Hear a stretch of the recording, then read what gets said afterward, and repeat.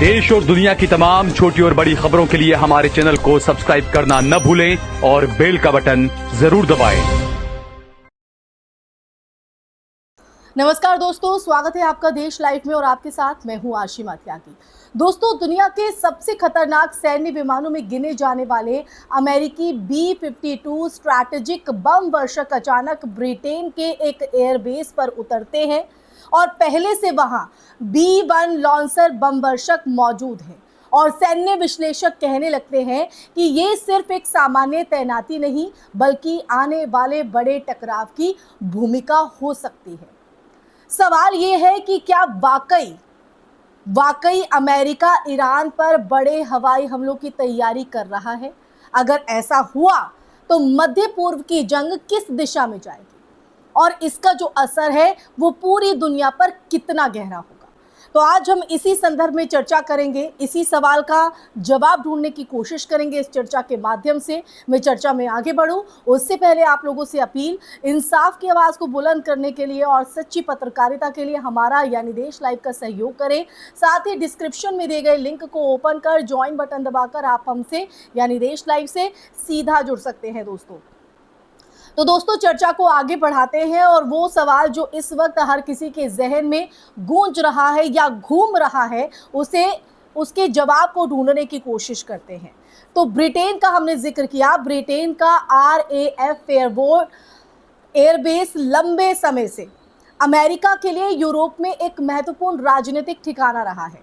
खाड़ी युद्ध से लेकर अफगानिस्तान और इराक तक कई अभियानों में इस बेस से अमेरिकी बम वर्षक उड़ान भर चुके हैं और यही कारण है कि जब यहाँ अचानक भारी संख्या में रणनीतिक बम वर्षक दिखाई देते हैं दोस्तों, तो सैन्य हलकों में हलचल मचना स्वाभाविक है।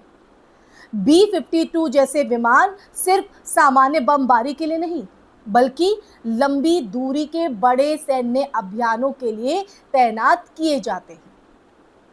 इन विमानों की सबसे बड़ी खासियत आप देखिए, सबसे बड़ी खासियत उनकी लंबी मारक क्षमता और भारी हथियार ढोने की ताकत है।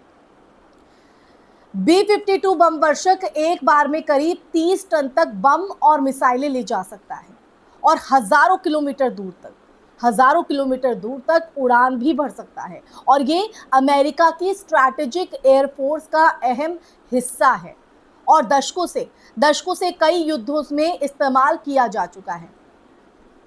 वहीं B-1 लॉन्सर सुपरसोनिक स्पीड से उड़ने वाला बम वर्षक है जो दुश्मन के रडार को चकमा देकर तेजी से हमला करने की क्षमता रखता है।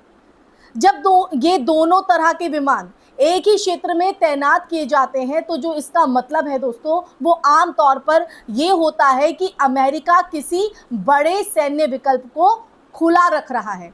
मध्य पूर्व की मौजूदा परिस्थितियों को अगर देखें तो ईरान और अमेरिका के बीच तनाव जो है वो लगातार बढ़ता रहा है। परमाणु कार्यक्रम, क्षेत्रीय प्रभाव और पश्चिम एशिया की शक्ति संतुलन की राजनीति, इन तीनों मुद्दों ने दोनों देशों को लगातार टकराव की स्थिति में रखा है और इराक, सीरिया और लेबनान में जो सक्रिय विभिन्न समूहों के कारण जो है वो भी ये टकराव और जटिल हो जाता है। तो कई बार छोटे छोटे हमले और जवाबी कार्रवाई ऐसे माहौल को जन्म देते हैं जिसमें किसी भी समय बड़ी सैन्य कार्रवाई का खतरा जो है वो पैदा हो जाता है।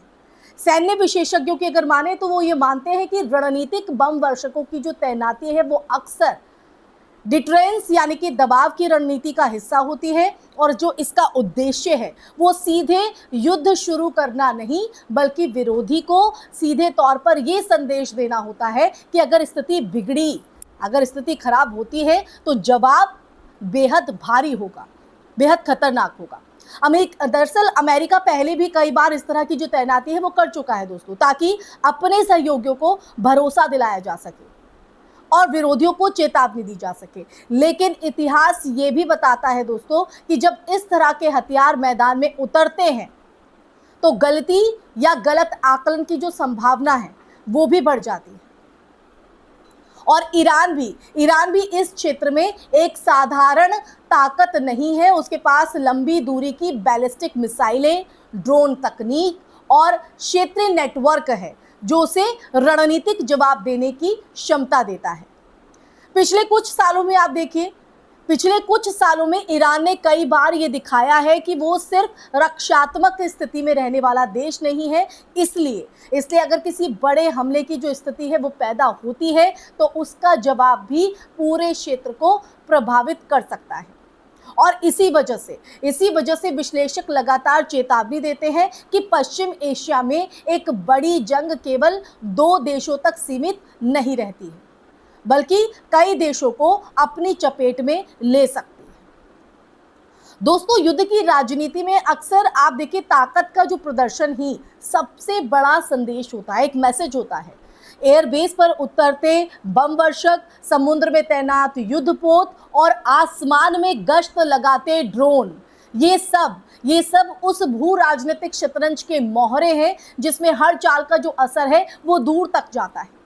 और आज अगर ब्रिटेन के एयरबेस पर अमेरिकी बम वर्षक दिखाई देते हैं तो ये सिर्फ एक सैन्य गतिविधि नहीं, बल्कि उस बड़ी रणनीतिक प्रतिस्पर्धा का हिस्सा है जो पश्चिम एशिया की दिशा तय कर रही है।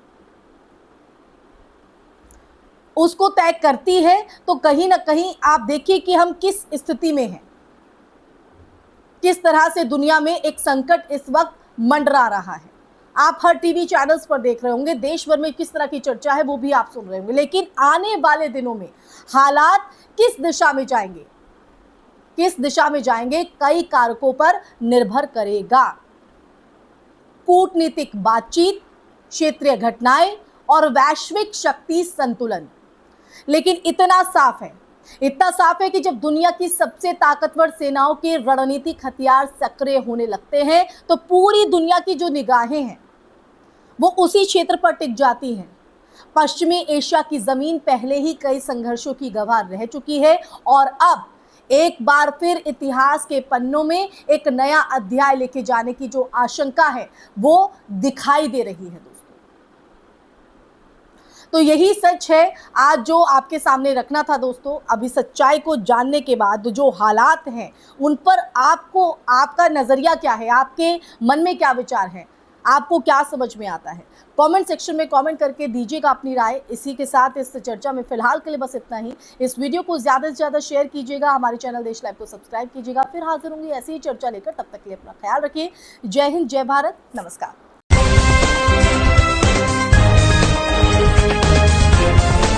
देश और दुनिया की तमाम छोटी और बड़ी खबरों के लिए हमारे चैनल को सब्सक्राइब करना न भूलें और बेल का बटन जरूर दबाएं।